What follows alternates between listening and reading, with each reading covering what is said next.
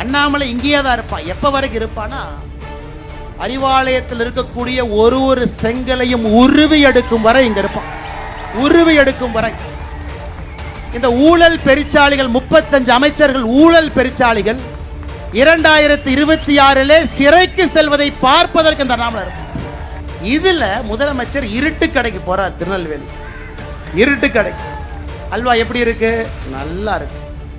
அந்த அல்வா கொடுக்குற அம்மாவோட முகத்தை பார்க்கணும். 3.5 வருஷமா உங்கள்கிட்ட அல்வா வாங்குறேன், ஒரு அல்வா தான் என்னால் கொடுக்க முடிஞ்சது. மக்கள் கையை கொடுக்கும் பொழுது இந்த பாக்கெட்ல சானிடைசர் எடுத்து இந்த கையில தொடச்சிக்கிட்டு முதலமைச்சர் அவர்களே பாக்கெட்ல கையை விடுறீங்க, அதுக்கு தானே பேண்டை போட்டுருக்கிறீங்க. அது போலதான் இங்க பாரதிய ஜனதா கட்சியில யாரும் கிடையாது. உன்னை வரைக்கும் சொல்றாரு, எப்படி நீ சமஸ்கிருதத்துல மொழிபெயர்க்கலாம்? ஏன்னா நீ கும்முடி பூண்டி தாண்டாவே வடக்கு தெரியாது, அங்க போய் உட்கார்ந்து இருக்கிற. அங்க பாராளுமன்றத்தில் 543 எம்பியில 39 பேர்த்த கழிச்சா யாருக்கும் தமிழ் தெரியாது, அவன் கேட்கறான் அதை உட்கார்ந்து. ஆனா நம்முடைய முதலமைச்சர் ஐயா மு.க. ஸ்டாலின் அவர்கள் அவர் போடுற பட்ஜெட் விளக்கு உரை பொதுக்கூட்டத்துக்கு எங்கேயும் போனது கிடையாது. ஆனா மத்திய அரசு போடுற பட்ஜெட்டுக்கு கிளம்பி போவார் பேசுறதுக்கு. இந்த அநியாயத்தை பார்த்துருக்கிறீங்களா? அவர் ஆட்சிக்கு வந்து 4 ஆண்டுகளாக பட்ஜெட் போட்டிருக்காரு. எங்கேயாவது போய் இதுதான் திமுகவினுடைய பட்ஜெட் எங்கேயும் பேச. திருவள்ளூர்ல சில நாட்களுக்கு முன்பு சென்று மத்திய அரசு போட்டிருக்கக்கூடிய பட்ஜெட் சரியில்லை, தமிழகத்திற்கு எதிரான பட்ஜெட் இது பீகார் பட்ஜெட், இது ஏழை எளிய மக்களுக்கு எதிரான பட்ஜெட் அப்படின்னு பேசிட்டு வந்து அமர்ந்திருக்கின்றார். அதிலேயே நமக்கு தெரிகிறது, எப்போ ஒரு முதலமைச்சர் அவர் போடுற பட்ஜெட்டை போய் பேசாம மத்திய அரசு போடக்கூடிய பட்ஜெட்டை குறை சொல்லுகின்றாரோ அது ஒரு சிறப்பான பட்ஜெட் என்பது அவர் எப்ப திருவள்ளூருக்கு போனாரோ அப்பவே நமக்கு தெரியுது. அதுவும் இன்னைக்கு நடந்து கொண்டிருப்பது சாதாரண ஒரு ஆட்சி இல்லைங்க. உலக நாடுகள் எல்லாம் திரும்பி பார்க்கக்கூடிய அற்புதமான ஆட்சி. எங்கே சென்றாலும் கூட மிகப்பெரிய மரியாதையோடு வலம் வந்து கொண்டிருக்கக்கூடிய பாரத பிரதமர் நரேந்திர மோடி அவருடைய ஆட்சி. 87% மக்கள் 6,80,00,000 பேருக்கு இந்த ஆண்டு 12 லட்சம் ரூபாய்க்கு கீழே வரி வேண்டான்ட்டான். இதை நம்முடைய முதலமைச்சர் மு.க. ஸ்டாலின் அவர்கள் எப்படி சொல்றாங்கன்னா, என்ன பெருசா பண்ணிட்டாரு? 144 கோடி பேர் இந்த ஊர்ல இருக்கிறாங்க.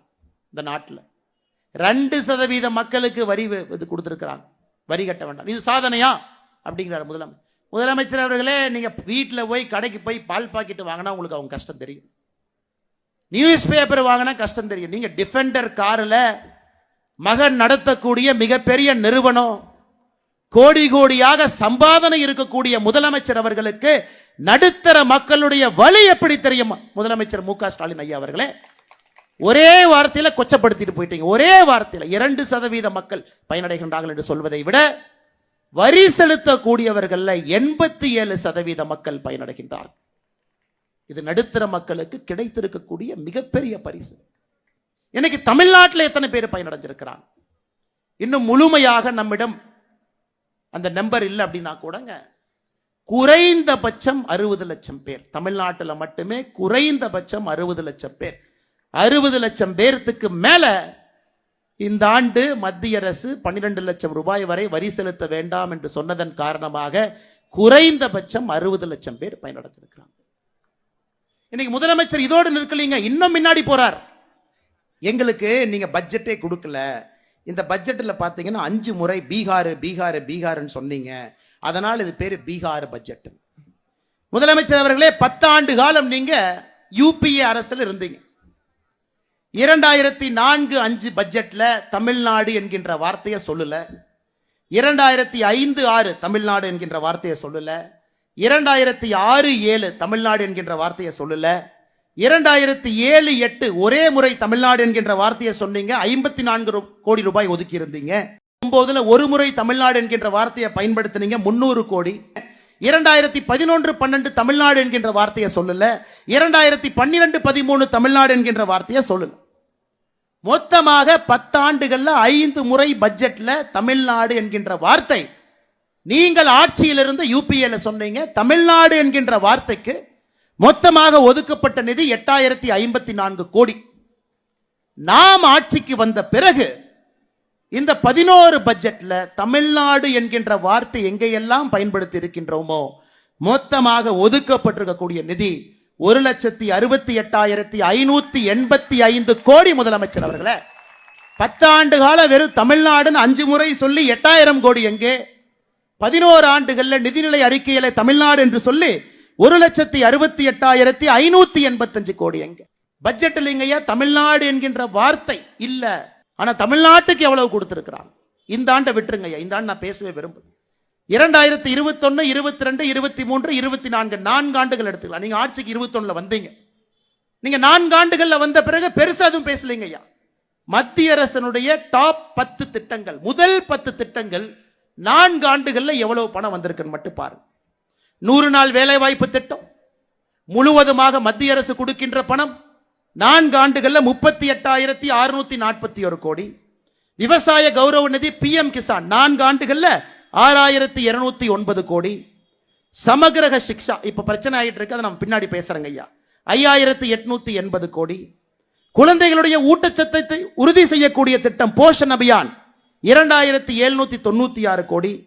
சுகாதாரத்தை மேம்படுத்த உட்கமைப்பு நிதி 5,753 கோடி. முதியோர் பென்ஷன் முழுவதும் மத்திய அரசு கொடுக்கிறாங்க ஐயா, 2,480 கோடி.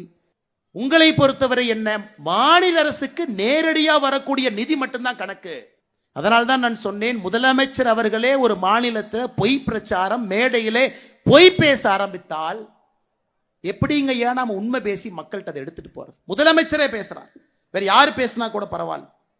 அதனாலதான் முதலமைச்சர் சொல்வதையே திரும்ப அவருக்கு சொல்றேன், ஐயா பொய் சொன்னாலும் பொருந்த சொல்லுங்க போக்கித்த பசங்களே. அவருக்கு மரியாதை கொடுத்து அன்போடு சொல்லுகின்றேன், பொய் சொன்னாலும் கொஞ்சம் பொருந்து சொல்லுங்க ஐயா. மைக் இருக்கு, வாய் இருக்கு என்பதற்காக எது உங்களுக்கு வந்தாலும் தயவு செஞ்சு சொல்லாது. இன்னைக்கு நான் ஏற்கனவே சொன்ன போலங்க ஐயா, பாராளுமன்றத்தில் மக்களுடைய பிரச்சனையை பேச வேண்டிய இடத்துல நம்முடைய அக்கா இந்த தொகுதி தென் சென்னை தொகுதியில் நின்று கொண்டிருக்கின்றோம். அக்கா தமிழிசை அக்கா அவர்கள் அங்கே பேசியிருக்கணும். இன்னைக்கு நம்ம எம்பிக்கெல்லாம் அந்த பாராளுமன்றத்தில் என்ன பேசுறாங்கன்னு பார்க்கலாம். எம்பிகள் என்ன கேள்வி எல்லாம் கேட்டாங்கன்னு பார்க்கலாங்க ஐயா.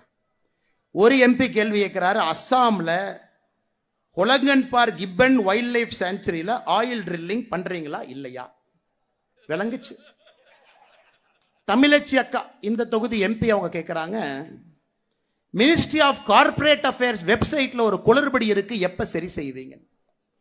ஏங்க உங்களுக்கு ஏதாச்சும் பிரச்சனையா இருந்தா போஸ்ட் கார்டில் எழுதி போடுங்க, இமெயில் அனுப்புங்க, கார்ப்பரேட் அஃபேர்ஸ் உங்களுக்கு பதில் போடும். இது பாராளுமன்றத்தில் தொகுதி மக்கள் சார்பாக கேட்கக்கூடிய பிரச்சனையா? இன்னொருத்தர் இருக்கார், பயங்கரமான ஆள், மத்திய சென்னை எம்பி. அவரு கேள்வி பாருங்க, இந்த பட்ஜெட்ல யூரோப்பியன் யூனியன் கொண்டு வந்த கார்பன் பார்டர் அட்ஜஸ்ட்மெண்ட் மெக்கானிசத்தை இந்தியா எதிர்ப்பதன் எதிரொலி என்ன? Cosmic energy coupled with atomic energy in the evolution of mankind with the program of Java. இது அண்ணன் விவேக் அவர்கள் ஒரு கடைக்கு போறார், புக் வாங்க போறார். அங்க ஒரு சகோதரி இருக்கிறார். இந்த சகோதரி எப்படியாச்சும் இம்ப்ரெஸ் பண்ணணும் அப்படின்னு கடைக்காரன் போய் கேட்கிறார், cosmic energy coupled with atomic energy in the evolution of mankind by the program of Java அப்படின்னு சொல்லுங்க. தயாநிதி மாறன் அவருடைய பாராளுமன்ற கேள்வி இதை விட மோசமா இருக்கு. தொகுதி பிரச்சனையை கேளுங்கன்னா ஒரு எம்பியும் போட்டி போட்டு பாராளுமன்றத்தில் கேள்வி கேட்டு, இதை தாண்டி இன்னொன்று கேட்டிருக்காரு தயாநிதி மாறன், எப்படியா நீ நான் வந்திருக்கிறேன், எப்படி நீ சமஸ்கிருதத்தில் மொழிபெயர்ப்பு செய்யலாம் பாராளுமன்றத்தில்? நான் விடவே மாட்டேன், நீ எப்படி சமஸ்கிருதத்தில் மொழிபெயர்ப்பு பண்ணலாம்? அதற்கு பாராளுமன்றத்தினுடைய ஸ்பீக்கர் ஐயா சொல்றாங்க, ஐயா இங்க பாருங்க, 10 மொழியில மொழிபெயர்ப்பு இருக்கு, நம்முடைய தாய்மொழி தமிழ் உட்பட. இன்னைக்கு புதுசா 5 மொழியை அறிமுகப்படுத்துறோம், அதிலும் மொழிபெயர்ப்பு வரப்போகுது. பாராளுமன்றத்தில் நேற்றிலிருந்து 15 மொழியில மொழிபெயர்ப்பு. புதிதாக அறிமுகப்படுத்திய மொழி என்னன்னா போடோ, டோக்ரி, மணிப்பூரி, உருது, சமஸ்கிருதம். இந்த 5 மொழி புதுசா 10ஓட. உன்னை வரைக்கும் சொல்றாரு, எப்படி நீ சமஸ்கிருதத்தில் மொழிபெயர்க்கலாம்? ஏன்னா நீ கும்முடி பூண்டி தாண்டாவே வடக்கு தெற்கு தெரியாது, அங்க போய் உட்கார்ந்து இருக்கிற. அங்க பாராளுமன்றத்தில் 543 எம்பியில 39 பேர்த்த கழிச்சா யாருக்கும் தமிழ் தெரியாது, அவன் கேட்கறான் அதை உட்கார்ந்து. எனக்கு உனக்கு சமஸ்கிருதம் தெரியலனா கம்முன்னு உட்கார வேண்டியதானே, தெரிஞ்சவன் அதை கேட்க போறான். டோக்ரி தெரியாதா, தெரிஞ்சவன் கேட்க போறான். எதற்காக கம்பு சுத்தணும்? இன்னைக்கு அண்ணன் தயாநிதி மாறன் அவர்களே, உங்களுக்கு நான் ஒன்று சொல்றேன், தமிழ் மொழின்னு ஆட்டம் போடுறீங்களே. இந்த ஆண்டு ஏசர் சர்வே, ஒரு ஆண்டும் கூட ஏசர் என்கின்ற நிறுவனம் மக்களுடைய குறிப்பாக மாணவர்களுடைய திறன் எந்த அளவுக்கு இருக்கு அப்படின்னு செக் பண்றாங்க. இந்த ஆண்டு ரிப்போர்ட், 3ஆம் வகுப்பு படிக்கக்கூடிய அரசு பள்ளி மாணவர்கள்ல 87% மாணவர்களுக்கு 2ஆம் வகுப்பில் இருக்கக்கூடிய தமிழ் எழுத்துக்களை படிக்கக்கூடிய திறன் இல்லை. 3ஆம் வகுப்பு படிக்கக்கூடிய தமிழ் மாணவ செல்வங்களுக்கு 2ஆம் வகுப்பு தமிழ் மொழி திறன் 87% இல்லை. 5ஆம் வகுப்பு படிக்கக்கூடிய மாணவ செல்வங்களுக்கு 2ஆம் வகுப்பு தமிழ் 63% மக்களுக்கு படிக்க தெரியவில்லை. 8ஆம் வகுப்புல படிக்கக்கூடிய அரசு பள்ளி மாணவ செல்வங்களுக்கு 38% மக்களுக்கு 2ஆம் வகுப்பு தமிழ் படிக்க தெரியல. இங்க தமிழ் படிக்கிற வேலையை செய்ய அங்க போய் சமஸ்கிருதம் பேசுறையன் தடுக்கிற. நம்ம ஊர்ல நம்முடைய மாணவ செல்வங்கள் தாய்மொழியிலே பின்தங்க ஆரம்பித்திருக்கின்றார்கள். இந்த வருஷம் ஏசர் ரிப்போர்ட் சொல்லுது. ஏசர் ரிப்போர்ட்டோட வேற எந்த ரிப்போர்ட் இல்லைங்க ஐயா, ஒரே ரிப்போர்ட் அதான் ஹையஸ்ட் ரிப்போர்ட். அதை பாருங்க. நாம் தமிழகத்திற்கு நிதி கொடுக்க மாட்டோம் என்று எங்கேயும் சொல்லவில்லை. முதல் கட்டமாக அறிவித்த நிதி சில மாநிலத்திற்கு போயிருக்கு. சில மாநிலம் கேரளா, வெஸ்ட் பெங்கால், தமிழ்நாடு உட்பட சில மாநிலத்துக்கு வரல, வரும். முதலமைச்சர் இங்கோடு நிக்கல, பாசிச பாஜக அரசு. அதற்கு நாம பதில் சொன்னா முதலமைச்சர் சொல்றாரு, ஆளுநர் இருக்கணுமா அண்ணாமலை இருக்கணுமா, 2 பேர் இருக்கணுமா. பாருங்களேன் அநியாயத்தை பாருங்க. ஒரு மனிதனுக்கு எப்ப வாய்க்கொழுப்பு அதிகமாகிறதோ அந்த மனிதனுடைய அழிவு ஆரம்பமாகிறது என்கிறது பொருள். வாய்க்கொழுப்பு அதிகமான இதெல்லாம் ஆணவத்தினுடைய உச்சம், ஆணவத்தினுடைய உச்சம். இன்னொரு கட்சியில யார் தலைவராக இருக்க வேண்டும் என்பதை இன்னொரு கட்சியில் இருக்கக்கூடிய ஒரு நபர் முடிவு பண்ணுவாங்க. ஏங்க உங்க கட்சியில தான் துண்டை போட்டு நீங்க உங்களுக்கு அப்புறம் பையன், அதுக்கப்புறம் இன்ப நிதி, அதுக்கப்புறம் என்னமோ நிதின்னு வச்சிருக்கிறீங்க. இந்த கட்சியை பொறுத்தவரை அண்ணாமலை தொடர்ச்சியாக இருக்க மாட்டான். ஒரு தலைவர், ஒரு தலைவருக்கு பின்பு ஒரு தலைவர், எல்லா தலைவரும் இணைந்து இந்த வேலையை செய்வதுதான் அந்த கட்சியினுடைய அடிப்படை பண்பு. ஆனா அண்ணாமலை இங்கேயே தான் இருப்பான். எப்ப வரைக்கும் இருப்பானா, அறிவாலயத்தில் இருக்கக்கூடிய ஒரு செங்கலையும் உருவி எடுக்கும் வரை இங்க இருப்பான். உருவி எடுக்கும் வரை. இந்த ஊழல் பெருச்சாளிகள் 35 அமைச்சர்கள் ஊழல் பெருச்சாளிகள் 2026 சிறைக்கு செல்வதை பார்ப்பதற்கு இந்த அண்ணாமலை இருப்பான். அதுவரை நிச்சயமா இருப்பான். அதுல உங்களுக்கு எந்த சந்தேகமும் வேண்டாம். இதையெல்லாம் கேட்டா கோபம் வருது. அன்பில் மகேஷ் பொய்யாமல் இன்னைக்கு காலைல சொல்றாரு, என்னங்க ஒரு கட்சியினுடைய மாநில தலைவர் என்னை பார்த்து பொய் சொல்றீங்கன்னு சொல்றாரு. நான் எதுக்குங்க பொய் சொல்றேன்? ஏங்க திருச்சிராப்பள்ளியில உங்க சொந்த ஊர்ல, உங்க சொந்த திருச்சிராப்பள்ளியில ராமநாதபுரம் அப்படிங்கிற கிராமத்துல 2 ஆண்டுகளுக்கு முன்பு அரசு பள்ளியை இடித்து குழந்தைகள்லாம் மரத்துக்கு கீழே உட்கார்ந்து 2 வருட காலமாக பாடம் நடந்து கொண்டிருக்கிறது. 2 வருட காலமா பச்சைமலை பகுதியில் ராமநாதபுரம் கிராமத்தில் 2 வருஷம் ஸ்கூல் கிடையாது அவங்களுக்கு. இடிச்சாச்சுங்க, 2 வருஷம் ஆச்சு இடிச்சாச்சு. மரத்துக்கு கீழே என்னுடைய முகநூல்ல அந்த வீடியோவை போட்டிருந்தாங்க ஐயா. குழந்தை பார்க்கணும் நீங்க, அந்த வெயில் எப்படி நிக்கிறாங்க. அதுக்கு நாங்க PM ஸ்ரீ பள்ளி கட்டி கொடுக்கிறோம்னு சொல்றோம், நவோதயா வித்யாலயாவை கொடுக்கிறோம்னு சொல்றோம், கேந்திரிய வித்யாலயா எவ்வளவு வேணுமோ கொடுக்கிறோங்கிறோம். நவோதயா வித்யாலயா பேரை வேற ஏதாச்சும் பேரை மாத்துக்கிறீங்களா, அதுக்கும் தயாரா இருக்கிறோம். அதை வாங்குவதற்கு துப்பில்லை. ஆனா அன்பில் மகேஷ் பொய்யாமொழி பையன் அவர் நடத்தக்கூடிய பள்ளி விழாவில் பங்கேற்பாரு. ஒருத்தர் கேட்பாரு, அந்த சயின்ஸ் ப்ராஜெக்ட் நல்ல விருது வாங்கினீங்கல்ல. அந்த பையன் நல்ல பையன், நான் எதுவும் பண்ணலைங்க, சும்மா தாங்க நின்ன, யாருக்கோ விருது வாங்கினாங்க, என்னை விட்டுருங்க. ஸோ உங்க பையனுக்கு ஒரு நியாயம். திருச்சி மாவட்டத்தில் இந்த மரத்துக்கு கீழே உட்கார்ந்து இருக்கக்கூடிய ஏழை குழந்தை தாய், அவங்களுடைய குழந்தைக்கு ஒரு நியாயம். இதாயா நீ வச்சிருக்கிற சமூக மாடல் லட்சம்? நீங்கெல்லாம் பேசுறீங்க, கேட்டா நாங்க பொறுப்பு இல்லாம பேசுறேன்னு பட்டம் வேற கொடுக்குறேன். அன்பு தொண்டர்களே, அன்பு சொந்தங்களே, தமிழகத்தை மாற்ற வேண்டிய நேரம் வந்துருச்சுங்க. ஏன்னா இப்ப மாத்தலைன்னா தமிழகத்தை யாராலும் மாற்ற முடியாது. அந்த நேரத்தை நோக்கி வந்து விட்டோம். எல்லாம் தலைகீழாக குட்டிச்சவராக இருக்கிறது. கல்வியிலிருந்து சட்டம் ஒழுங்கிலிருந்து எல்லாம். ஆனா முதலமைச்சர் என்ன 23ஆம் புலிகேசியை போட 2 பேர்த்த கூட வச்சிருக்கிறார். மன்னா மாதம் மும்மாறி மழை பொழிகிறது, அப்படியே வாங்க, மக்கள் அப்படியே சிரிச்சுக்கிட்டு ஆனந்தமா இருக்கிறாங்க. இன்னொருத்தர் வேற வெக்கமே இல்லாம சொல்றாரு, இந்த அரசுல தான் பெண்கள் பாதுகாப்பு, வெளியே வாயா செப்பல் எடுத்து அடிக்கிறவங்களா உட்கார்ந்து இருக்கிறாங்க. 2026 சட்டமன்ற தேர்தலுக்கு ஓட்டு கேட்டீங்களா, வெளியே வரதானே போறீங்க. இப்பெல்லாம் பேசுறாங்க. அன்பு சொந்தங்களே, நாம் அனைவரும் இணைந்து இந்த கூட்டத்திலே நாம் பேசக்கூடிய கருத்துக்களை எல்லா மக்கள்கிட்ட எடுத்துட்டு போனோங்க. அதான் அந்த கூட்டத்தினுடைய நோக்கம். தென் சென்னை தொகுதியினுடைய பாராளுமன்ற உறுப்பினராக இந்த முறை தமிழிசை வந்திருக்கணும்.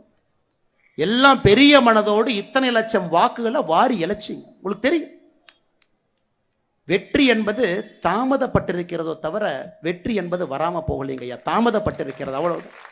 திமுக ஆட்சியில் பொழுது விடியாதுன்னு அமைச்சருக்கே தெரியமாட்டிருக்கு. அதான் நள்ளிரவில் அறிக்கை கொடுக்கிறார். 11:55க்கு பதில் அறிக்கை. அமைச்சர் பெரிய கருப்பன் அவர்களே, நீங்க எவ்வளவு பெரிய ஃப்ராடு பண்றீங்கன்னா 12,110 கோடியில இன்னும் 3000 கோடி ரூபாய் கிட்டத்தட்ட நீங்க என்ன பயிர்க்கடன் தள்ளுபடியே பண்ணல. புதிதாக 16,000 கோடி வந்துருச்சு. ஒரு துறையும் தில்லுமுள்ளு செய்து செய்து செய்து மக்களை ஏமாற்றிக் கொண்டிருக்கின்றார். இதுல முதலமைச்சர் இருட்டு கடைக்கு போறார். திருநெல்வேலிக்கு இருட்டு கடைக்கு. அல்வா எப்படி இருக்கு? நல்லா இருக்கு. அந்த அல்வா கொடுக்குற அம்மாவோட முகத்தை பார்க்கணும். 3.5 வருஷமா உங்கள்கிட்ட அல்வா வாங்குறேன், ஒரு அல்வா தான் என்னால கொடுக்க முடிஞ்சது. பயிர்க்கடன் அல்வா, கல்வி கடன் அல்வா, பெண்களுக்கு 1000 ரூபாய் கொடுப்போம் அல்வா, ஓய்வூதியம் உயர்வு அல்வா, தற்கால பணியில் இருந்தீங்கன்னா நிரந்தர பணி அல்வா, செவிலியருக்கு இது அல்வா, மொத்தமாக அல்வா கடை நடத்தி கொண்டிருக்கக்கூடிய முதலமைச்சர் அவர்கள் மத்திய அரசு நாம அல்வா கொடுக்குறோன்னு சொல்றீங்கன்னா உங்களுக்கு எவ்வளவு திராணி இருக்கும். அதனால அன்பு முதலமைச்சர் அவர்களே, இன்னும் 1 வருஷம் உங்களுக்கு இருக்கு. 1 ஆண்டு காலம் சரியா எழுதி வச்சுங்க. 365 நாள். எப்ப நீங்க மதுரைக்கு போய் ஜல்லிக்கட்டை பார்க்கும்போது மூர்த்தி அவரை பார்க்கணும். இன்ப நிதி கூட 4 நண்பர்கள் வந்திருக்கிறாங்க. இன்ப நிதிக்கு அந்த வியூ, அந்த மாடுக்கு அப்படியே தெரிய மாட்டேதாமா. உடனே அந்த மூர்த்தியோட ஒரு அம்மாவை பார்த்து, யாருமா இந்த அம்மா, நீ எதிரிமா அப்படி? அந்த அம்மா தான் கலெக்டருங்கிறாங்க. யாரா இருந்தா நான் எந்திரியும். இன்ப நிதி அவருக்கு தெரியாத ஒரு மாட்டை பார்த்து என்னையா நம்ம ஆட்சி நடத்துறோம். எல்லாம் தமிழகத்திலே மக்கள் பார்த்து கொண்டு இருக்கலாம். கலெக்டர் அம்மா அப்படியே சைலண்டா எந்திரிச்சு அப்படி 2 சேர் தள்ளி உட்கார்றான். மூர்த்தி சொல்ற, எல்லாம் வாங்க வாங்க தம்பிகள்லாம் வாங்க, தம்பிகள்லாம் வந்து ஃபர்ஸ்ட் ரோல் உட்காந்து எல்லாம் பாருங்க. நீ போய் அப்படி மாட்டை பார்க்கலின்னா அந்த மாடு வெளியே வராது, அந்த மாடு ஜல்லிக்கட்டு பண்ணாது. பாருங்க, தள்ள விதி. இவர்களுடைய கொடூரத்தை தாண்டி இந்த குஞ்சு கோழின்னு சொல்லுவோம். நீ குஞ்சு கோழியினுடைய கொடூரத்தையும் பார்க்க வேண்டிய நிலைமை நமக்கு. 2ஆம் தலைமுறை 3ஆம் தலைமுறை எல்லாம் வளர்த்து விட்டு மோடிக்கு பாடம் எடுக்கின்றார் ஜனநாயகம்னா என்னன்னு. கிளை தலைவரை மேடையில் அழைத்து கௌரவம் கொடுத்து இந்த கட்சியில் அப்புறம் தாங்க கூட்டமே நடத்துவோம். அது இந்த கட்சியினுடைய ஜனநாயகம். மக்கள் கையை கொடுக்கும் பொழுது இந்த பாக்கெட்ல சானிடைசர் எடுத்து இந்த கையில தொடச்சிக்கிட்டு முதலமைச்சர் அவர்களே பாக்கெட்ல கையை விடுறீங்க, அதுக்கு தானே பேண்டே போட்டிருக்கிறீங்க. அது போலதான் இங்க பாரதிய ஜனதா கட்சியில யாரும் கிடையாது.